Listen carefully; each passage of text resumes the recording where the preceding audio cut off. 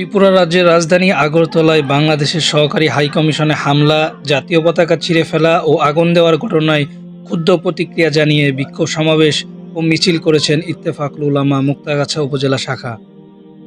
আজ শুক্রবার বাদ-জুমা মুক্তাগাছা বড় মসজিদ প্রাঙ্গণে এই বিক্ষোভ সমাবেশ অনুষ্ঠিত হয়। এর আগে বিভিন্ন মসজিদ থেকে বিক্ষোভ মিছিল নিয়ে বড় মসজিদে এসে একত্রিত হন তাওহিদি জনতা। এ সময় তারা দিল্লি না ঢাকা, ঢাকা ঢাকা, গোলামি না আজাদি, আজাদি আজাদি, দালালি না রাজপথ, রাজপথ রাজপথ ইত্যাদি স্লোগান দেন। পরিষ্কার কথা, বিশ্ব মুসলমানদের হাতে আসবে, ভারতকে চলার সময় আমাদের হাতে নাই।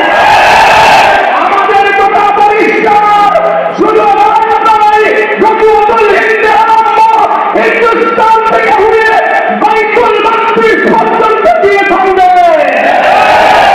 মিছিল শেষে সম্মিলিত মোনাজাতের মাধ্যমে শেষ হয় বিক্ষোভ সমাবেশ।